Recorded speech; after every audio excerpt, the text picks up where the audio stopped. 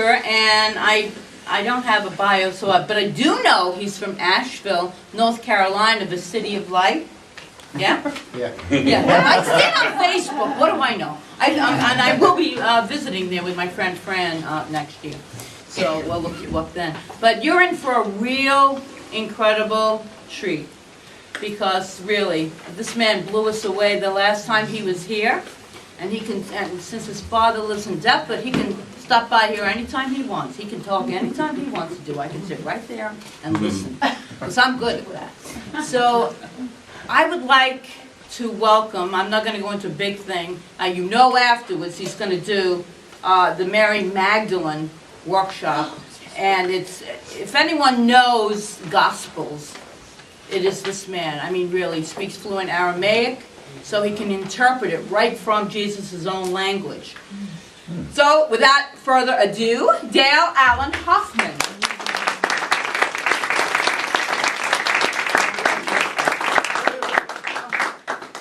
Oh! God, I wouldn't run away from that. I didn't know that.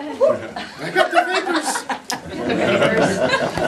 Gospels. Anybody know what the word gospel means? We're told it means good news, right? Mm-hmm. It actually comes from the Anglo-Saxon words God's spell. Mm-hmm. In the original Aramaic and Greek, those words meant good news. But actually the English doesn't. We're going to begin with a tone. A little bit of toning. I'm just going to do one sound 3 times, and I'll let you know what toning means. Toning is where we take this isn't something that's necessarily just Aramaic. This goes back to the earliest languages we know of, Phoenician, Akkadian, different Sumerian cultures, Egyptian, way back. And what's done is you just take a sacred word in a language and tone it like this. The word we're going to tone is the word for light, feminine light, human light, the light of the moon, a reflective, feminine, conscious light. And the word is pronounced nuhra, but we're not going to put the h sound in the middle. I'm just going to make the sound nura. Now let me tone once so you know what I mean. Don't worry about hitting the pitch or being in harmony. It doesn't have to sound like some amazing 30-part choir. That's not important. It just matters that you're open in the experience and you're letting it come through you. So listen to me the first time. I'll do it once.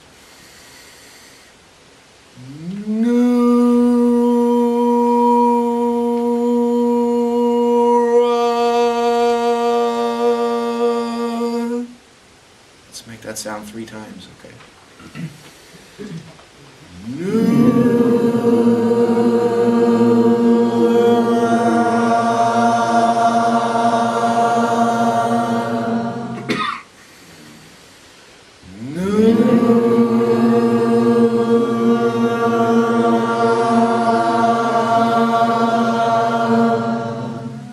One more.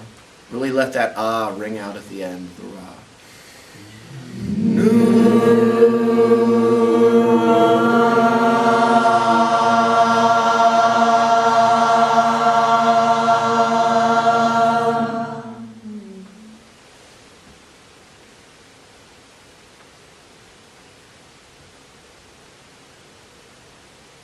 Okay, that's the bass. You can open your eyes. How do you feel? You know what's really funny is that if someone were to go a more sort of institutionalized, that's a good way to put it, scholarly path of studying the words of Jesus, and you go through especially like theological seminaries and things of that type, theological institutions, toning's not there. You won't find it. So a lot of people that have actually studied don't know anything about some of the more mystic or the deeper, more experiential versions of the early Christianity, the Pneumatics and the Christines, names like that. And it's just a very interesting thing to me because there's just really one point I want to get across in this talk, and I'm actually going to reiterate a few things I said the first time I was here. I'm going to use a couple examples and something different as well to get one central point across. And that central point is this. When you see in the Jesus teachings about certain phrases like there's only one God, there's extra words in that one. What he was talking about wasn't that there's only one God. He was saying that there's only God. Okay? Or, if you want to say one God, drop the word God, which is a German word anyway, gut. It means this is better than that. It's actually a judgment, the word God. God is so problematic. There's so much stuff tied in. And just say there is only one. When you hear the Hebrew Shema, the Lord our God, the Lord is one, not as in the only one, but the only one. The word for God in Aramaic, in Jesus' language, is Allah. Allah, with a laugh at the end, ha. Arabic actually came out of Aramaic. What Allah means is absolute only being. Now, if you go to a lot of people that just learned within the predetermined preset patterns about this language, they'll just tell you Allah means God and that's it. It's interesting that another thing that's not acknowledged in sort of the scholarly realm is that a lot of people don't realize the original Hebrew Torah, the original 5 books, the Pentateuch, the 5 books of Moses, that eventually became our Old Testament, were originally written not as words and phrases, like in the beginning God created the heavens and the earth. That first line can be translated over 913 very distinct ways. In the beginning God created the heavens and the earth is one. And the Torah was not originally stories. The Torah was almost like a mathematical algorithm, or like a math computation. And they didn't read words because it wasn't broken into words, verses, and phrases and stories until hundreds of years later. They read the letters. They read each letter by itself, and the key was to read the letter, and not only read the letter, but to be able to have the experience of each passing letter, and also be able to move back far enough that you can experience the text as a whole at the same time. So you're looking at the microcosm and the macrocosm simultaneously, and they didn't read it just with their eyes. They toned it. To this day, they still tone the Torah. Still. Oops, we forgot about that. And the gist of this is not so much about toning, but that when you look at these earliest scriptures, they were about direct experiences. They weren't about yakking about somebody else's experience as the power is somewhere out there in somebody else or some philosophy. It was always coming back to here, your direct experience. Which is interesting because that word Torah we think just means law, or Torah is the book. But the Torah is not the book. The Bible is a manifestation of the Torah. The Torah is the law, or the consciousness that lives through you. Now that means law, not an ordinance that we think of in the human sense, as in you go out here and there's certain ordinances. Those aren't laws. The man-made stuff aren't laws. The only reason we have ordinance is because people aren't conscious enough to live life consciously, and this keeps us from smashing on each other's feet when you kind of blunder out there with your eyes closed. So they have to start making these man-made ordinances to keep us within certain parameters so that we're not killing each other off. The funny thing is, when the law lives through you, the ordinance means nothing. Interesting. You ever heard that phrase, I am the Alpha and the Omega? I know Jesus didn't say that. Mostly because he spoke Aramaic. He may have actually spoke a little Greek. It wouldn't have been in his teachings, in terms of his public teachings. The way that sounds in Aramaic is actually, I am the Aleph and the Taw. What's the Alpha and the Omega? Beginning and end. Beginning and the end. But what is it technically? Does anybody know what those two things are? Greek alphabet. It's the Greek alphabet. It's the first letter and the last letter. Now in Aramaic and Hebrew, the first letter is Aleph. The last letter is Taw, Tav, Taw, Tau. It depends on who's pronouncing it. And it's amazing because each of the letters in the alphabet have this very specific meaning. Remember I told you they didn't originally read words, they read letters. And each letter was considered very whole unto itself. And when they started putting letters together into groups with other letters, those were considered sentences, a combination of letters, which eventually those combinations of letters were put with other combinations of letters, which now are called sentences. Interesting. And what happened is, it went from us having a direct experience of each of the sounds and letters within the words, and now what it is we have a relationship with our conceptual thoughts about the sounds or experiences or relationships. Do you understand what I'm saying? Mm-hmm. So rather than us having the direct experience of the moon, we're now looking at a finger that's pointing at it, as in the Jesus finger, which we've become so obsessed with, the Jesus finger pointing at the moon. Okay? Now, each of the sounds in Aramaic has a meaning. The first letter of the alphabet is Aleph. Okay, Aleph. What Aleph means is ox.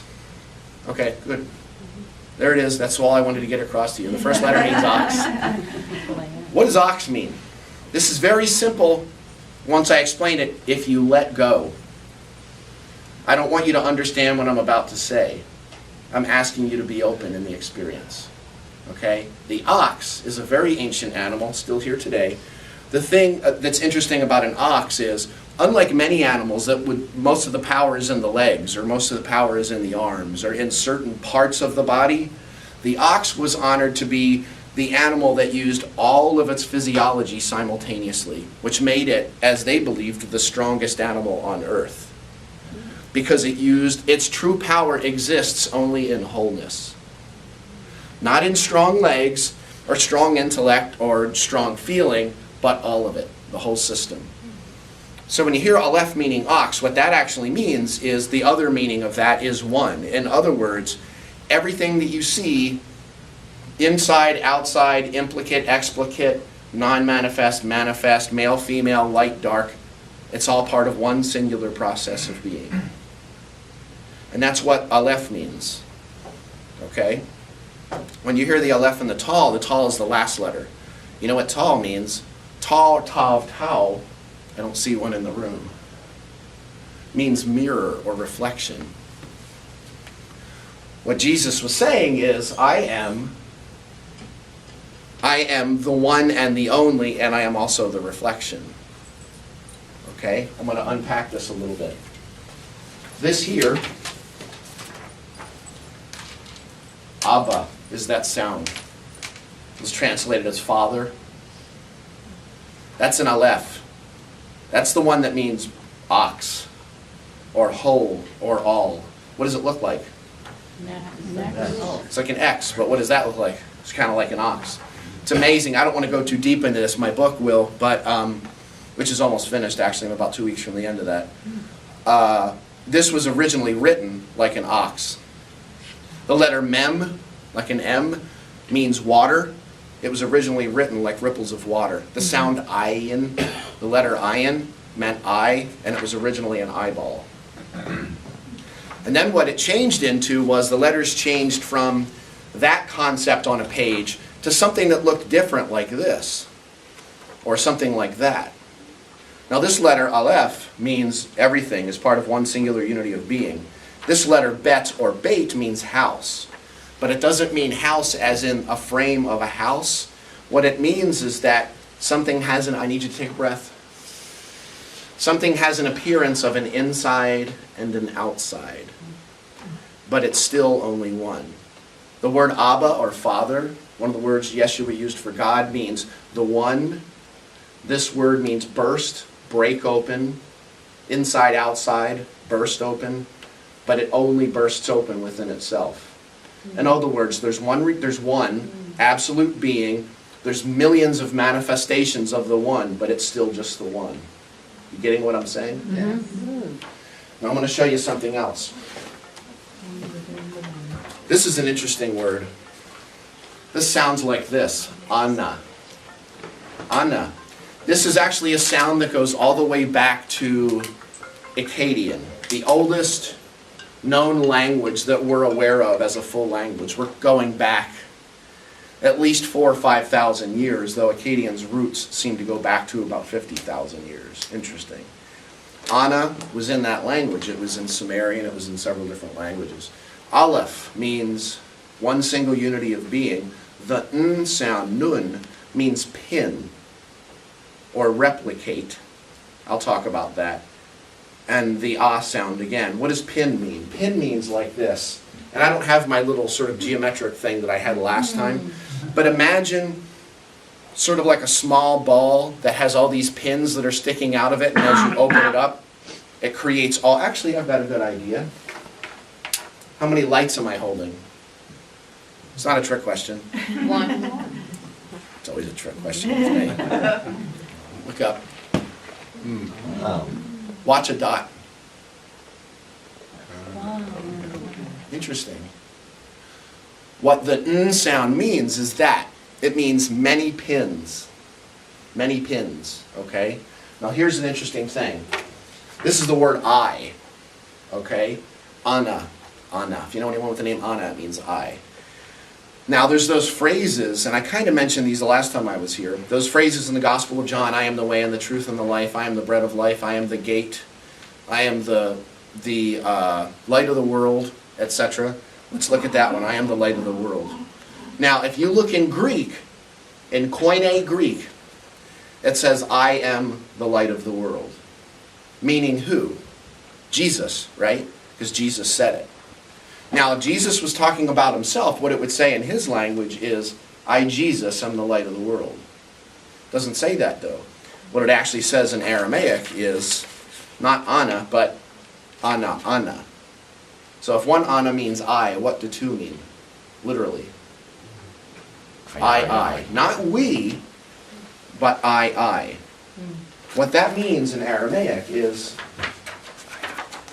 the I within the I is the light of the world. Okay?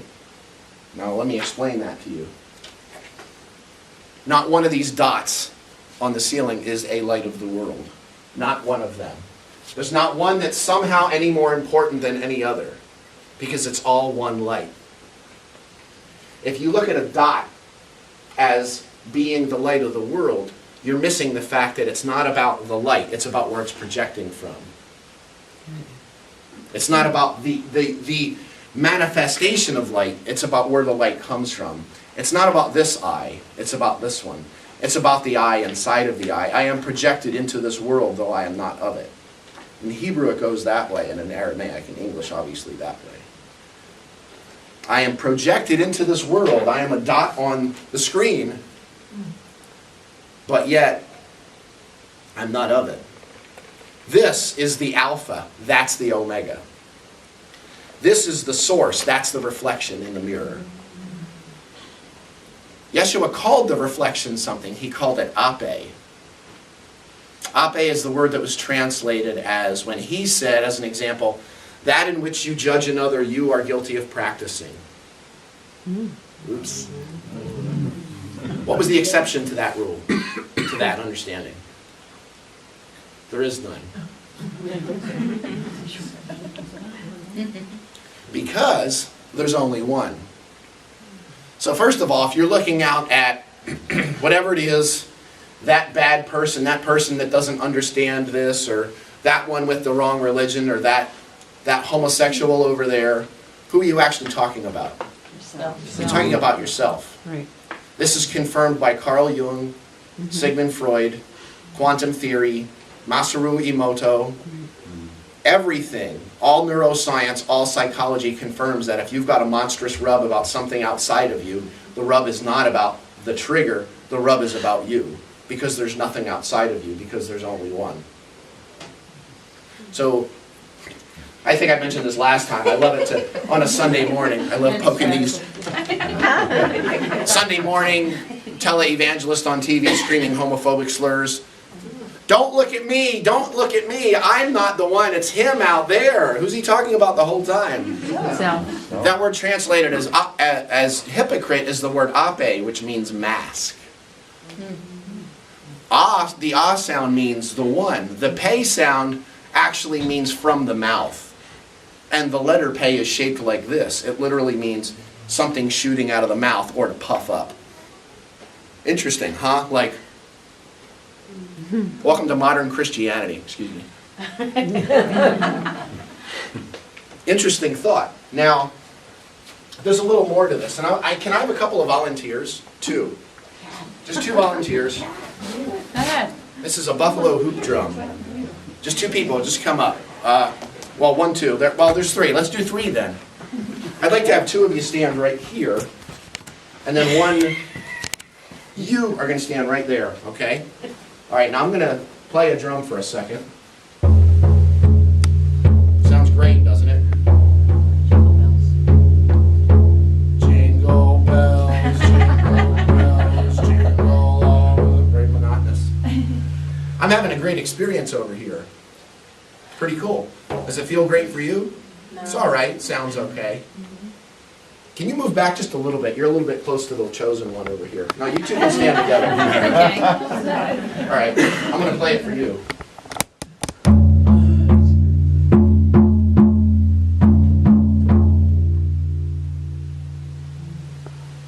You are now the anointed one. You're one of the dots on the board, and you're now more special because you've had the direct experience. Now y'all need to start worshiping the one. Your experience doesn't feel all that amazing, does it? What about you? Amen. I had a great experience. You had a great experience. I'm still like vibrating. You can sit down now. You don't need one. No, I'm kidding. Have you right here. It's just a drum. That's all it is. No.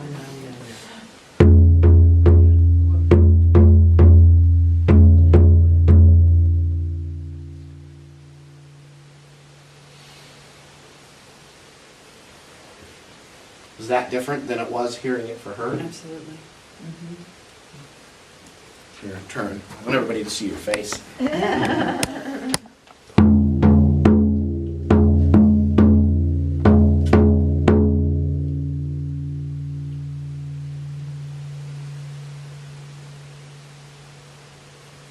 does that feel? Different than standing away from it. Y'all can sit down, thank you. You're all now anointed. Not you out there, just those.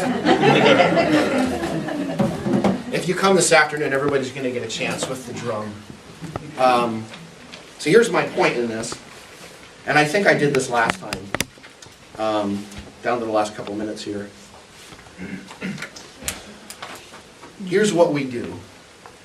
We're given a light, or a candle, and what we started doing was we started reading lots of books, and we put that sheet. Actually, can I have a volunteer to just hold the light? Who can be the light bearer? All right, here. Or actually, you can hold the light. Come here. That's okay. Let's do it. No? You sure? All right, now I want you to just put that on top of the light. Okay, there you go. Just hold it so that everybody can see you, though. Kind of like, there you go. All right, I'll stand behind you. So, that was Sunday school class when you were a kid. This was Bible study when you were a teenager. This was all that metaphysical stuff you read in your late teens, early 20s. And then, of course, you've got A Course in Miracles, which is great. You've got all these great things, and you just keep acquiring all this amazing stuff. And I want you to just hold that like that. Hold it up. Hold the paper up like that. And then hold that light. You hold the light. You're the light bearer. You see the light of God? No. Okay, let's try. If I gave you a light, would you hide that light below what? A bushel. Bushel basket. The word bushel in Aramaic is sata, which means to fragment something away from itself. To cut something away and say, this is no longer that. Kind of like you have a God rock, and you pull the rock away from them. You've got a God mountain, and you take a rock away, and now you say, we've got a rock plus a mountain. But the rock is the mountain. It's not about adding things. It's actually exactly about what Colin Tipping is talking about in Radical Forgiveness. It's about removing things. Do you see the light? Not yet. You see the light? No? Okay. Whoop. Two came down at once. That's like a... Can anybody see that? Yes. A little bit there. That's it. Thank you. Now here's the thing. What we're doing is we're trying to find something outside of ourselves that we already are. We're trying to learn how to become prosperous. We're trying to learn how to find love in our lives. Now, if you're out looking for something, as in I'm looking for love, or I'm looking for peace, what is the acknowledgement in my heart that I'm sending out, that I don't have it? So what does my life reflect? You don't have it. My source is that I don't have love, so the reflection in my mirror becomes no love. And then I wonder why I can't find love. And then all of a sudden, you hear about a guy named the Buddha. We've got Buddha, and Buddha's a real bright light. He's easy to see because his bright is so strong. His light is strong not because he added stuff on, but because he pulled things out of the system. He pulled out anything that was unreal. And you've got a Krishna light, interesting. You got the Jesus light, very interesting to see, right? Easy to see, the Jesus light. We've got the Eckhart Tolle light. You got to have Eckhart in there. Wait. Paramahansa Yogananda. Ooh, that was a big one. But what about you and me and everybody else? Blah, blah. Lots of lights. How many lights are there? One. And believing that something is either in this light that's not in this one, or that something is somehow, this light is somehow more important, is believing that there's more than one light. It's looking at what's shooting up on the ceiling rather than where it's coming from.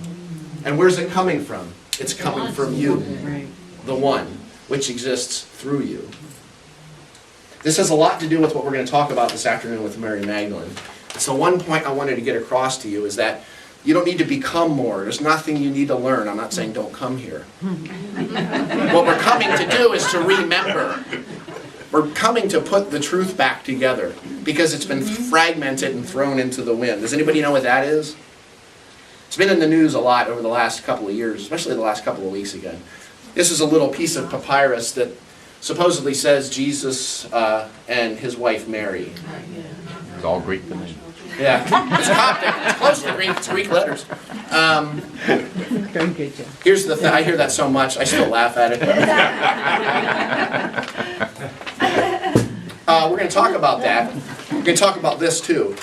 This is actually from an Aramaic text, and it's the one that says that Jesus cast out 7 demons from Mary Magdalene. We're going to talk about that one too. This isn't... It's amazing because even the people that have been translating this for 2,000 years, a lot of them that know the definitions of the word, but they don't know what that means. And that's what we're going to talk about this afternoon. We're going to talk about the difference between understanding and standing under. The difference between looking at one point of entry or one dot, Jesus, Buddha, Mary Magdalene, whatever, and instead being able to pull your light back to the center, because the only way you can develop eyes that see and ears that hear, you've got to pull back from the forest and you've got to be able to see the whole. You ever seen a pointillism painting? George Seurat? And if you stand up close, like Metropolitan Museum of Art in New York City, it's like a big mass of dots that are chaotic and make no sense. But as you start to move back and you're not so intensely engaged and become more proactive, all of a sudden you see the whole. Because when you're spaced out or spaced in completely on words on a page, much like a scholar does, like I did for many years, very mistakenly, I couldn't see the forest for the trees. But when I realized it was not about the words on the page, it was about the direct experience through me, that's when I got it. And not everybody's going to have that experience, and not everybody's going to see it. As an example, 10 people can look at the very same mathematical equation, and not everybody's going to understand it. You get what I'm saying? What you're looking for is what is looking, is what I'm saying. And so it's 12:15 to 2:15, so I'm going to sit down now. Everybody's going to have a chance to stand in front of that drum today that comes.